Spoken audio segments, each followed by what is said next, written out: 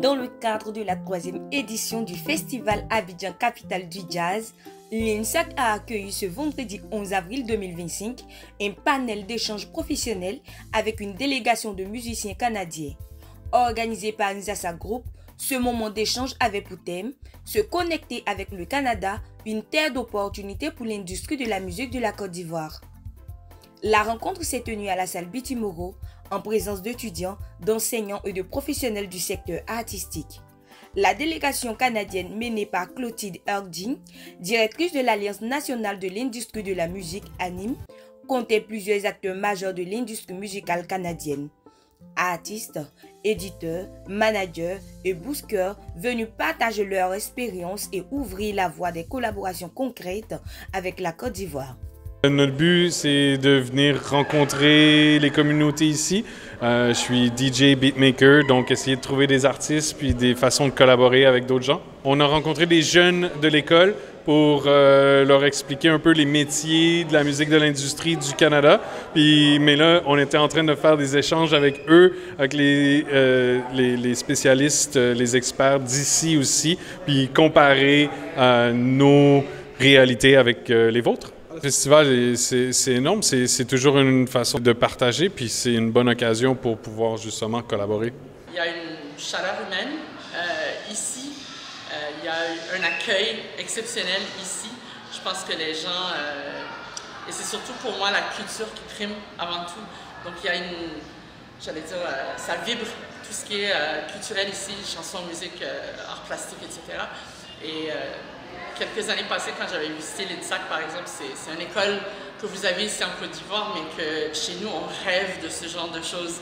Donc, de voir comment la culture peut imbriber un peu tous les niveaux de la société, je pense que ça, c'est quelque chose que j'utiliserais pour décrire la Côte d'Ivoire, en fait. Donc, je pense qu'il y a quelque chose à construire, il y a quelque chose à faire. Je pense qu'il faut, chez nous, au Togo, on dit bléo, bléo, mais il faut aller doucement, doucement.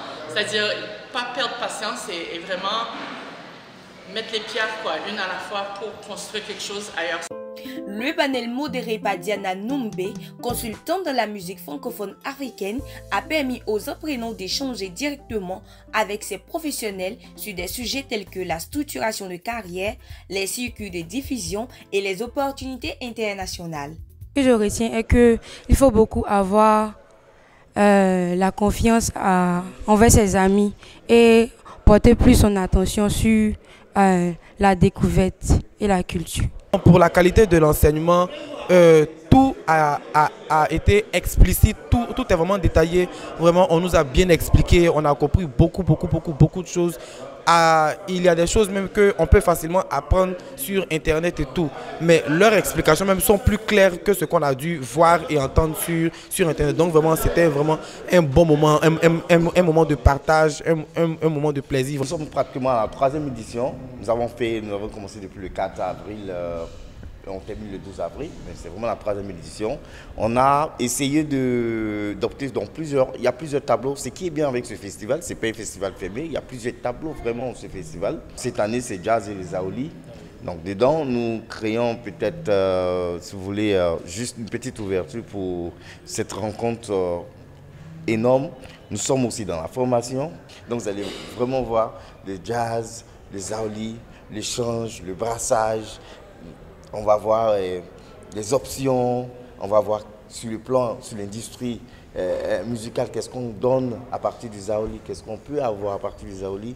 On va voir sur l'aspect, si vous voulez, professionnel. C'est tout un panel qui sera vraiment reproduit dans notre création. Le docteur Kakou Parfait, représentant la direction générale de l'INSAC, a salué l'initiative soulignant son importance dans la formation des étudiants et l'ouverture vers l'international. Ce genre de rencontre, a-t-il rappelé, participe activement à la professionnalisation des jeunes artistes ivoiriens.